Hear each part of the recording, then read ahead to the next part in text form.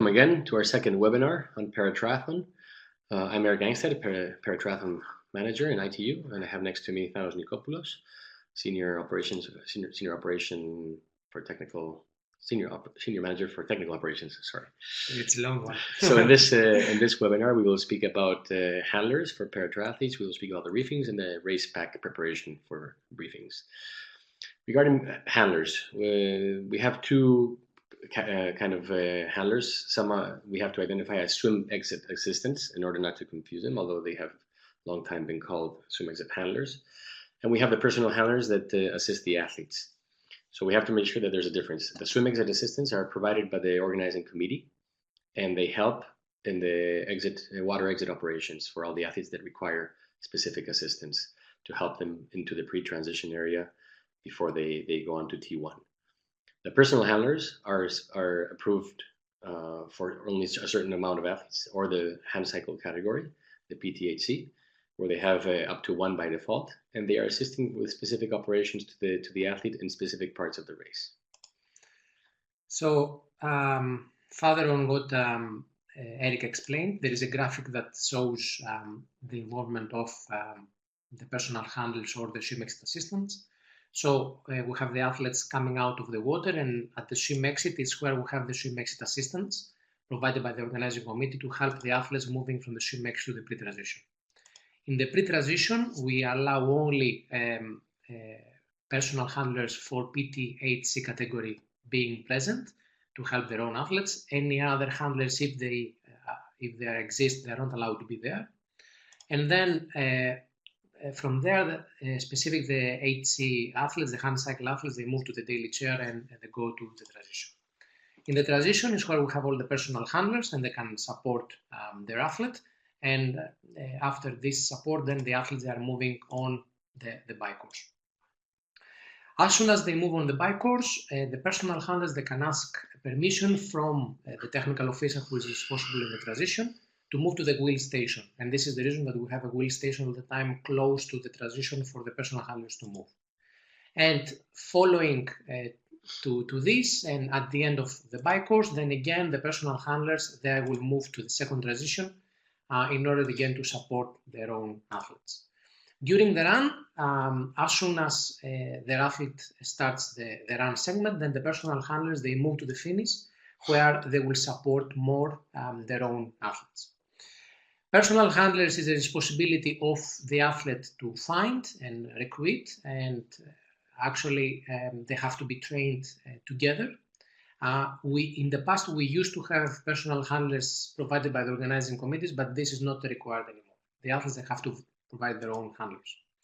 As Eric said before, we're allowed up to one handler in the standing categories, PTS2, PTS3, PTS4, PTS5, but only if they have been approved by ITU, which means if they have been approved after the athlete's classification.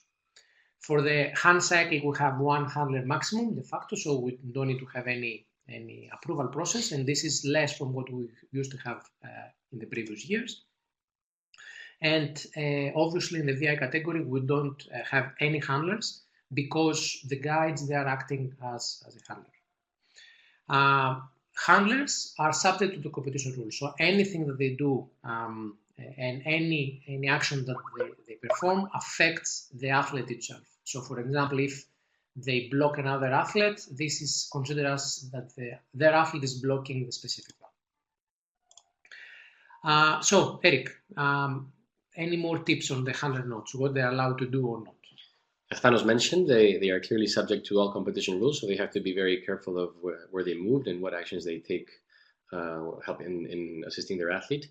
They are obviously able to help and assist with all the equipment. In the case of moving around hand bikes, daily wheelchairs of the PTHC class, lifting the athlete in order to help them transfer from one to the other, removal of wetsuits, etc., knee braces if the athletes are wearing some. And then for the ambulant athletes, the same thing. They can help them with wetsuit removal, racking their bikes, repairing any equipment in the specific transition area, or when they have been moved to the official wheel station. Obviously the need what we are trying to promote is the autonomy of the athlete, and only those athletes that really need some assistance, maybe because of double arm amputation or whatever, will be the ones that you might see with handlers in the transition area. So again, athletes cannot, handlers cannot assist their athletes by pushing them or propelling them in any way, unless, for instance, in the HC, there's ramps, areas that the TD may give the ability to the handlers to push for safety reasons and ensuring safe grounds for And if this happens, then it's better to mark the area. Exactly. They start at the beginning of this pushing zone. Yeah. So an athlete can assist a maximum of 2 athletes, and obviously because of the configuration of transition zone, this has to be an athlete that belongs to the same gender and sport class in order to avoid crossings or interaction with other athletes. And then the allocation of the handlers is within 2 meters of their athlete's position in the transition. They can request for specific permission from the technical official if they need to access another area or move from that zone in a given moment of time. Thanks, Eric. Paratriathlon briefing is compulsory, so all the athletes, they have to be present, similar with the elite athletes.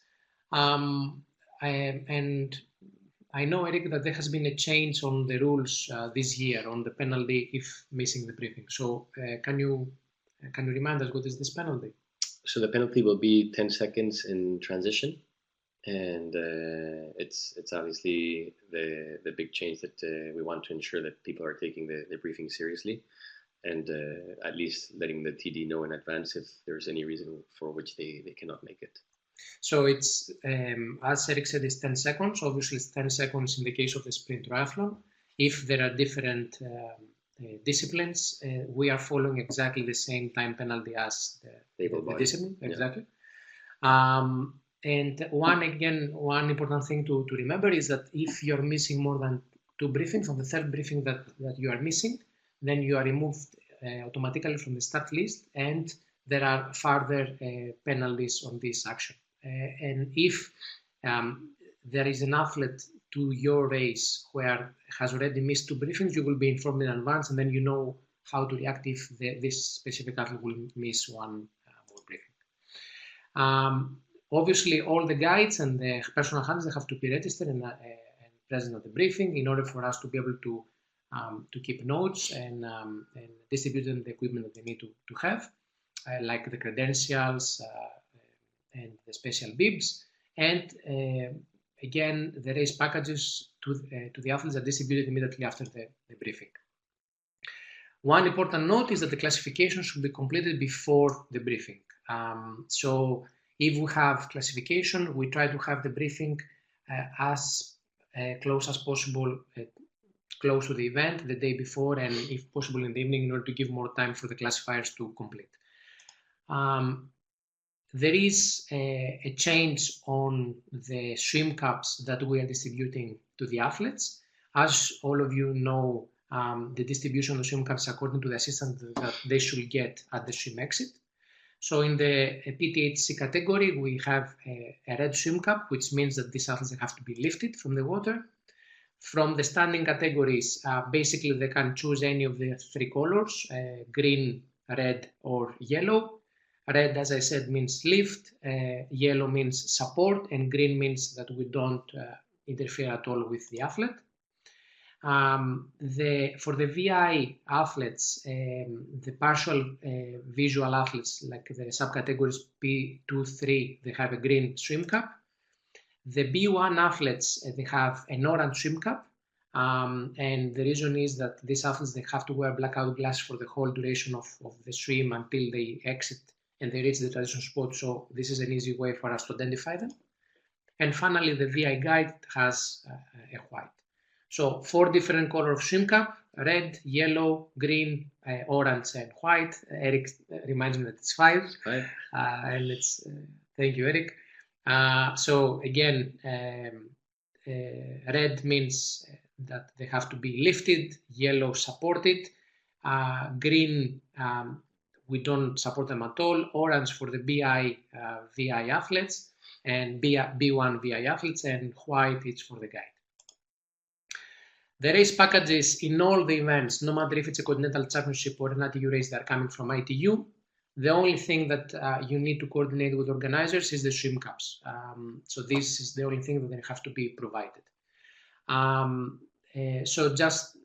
We are giving a number of stickers for helmet, hand cycle, or different equipment that we are leaving in the pre-transition. Obviously, if there is a handler, there is a specific bib for the specific handler that we have. I will not go through in all the details because we have already especially explained the swim caps, and you can see on the slides the different number of stickers that we have to provide, which, as I said, they are coming as a complete package from ITU. And it's good that you know what they are used for, because you can always guide the athletes, because there's always some athlete asking, what is the sticker for? Do I need to put a sticker on this, etc.?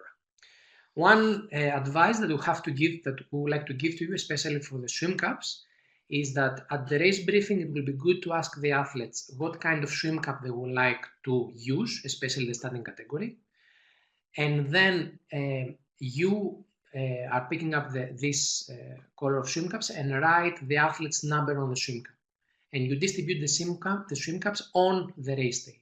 So by this way, you have the time luxury to properly write the number on the swim cap, and then the technical officials who are managing the swim-ex in the pre-transition, they will be able to see clearly what is the number of the athlete. Now, again, in some events, we are using stamps, which is just to have a better look and better drawing of the number.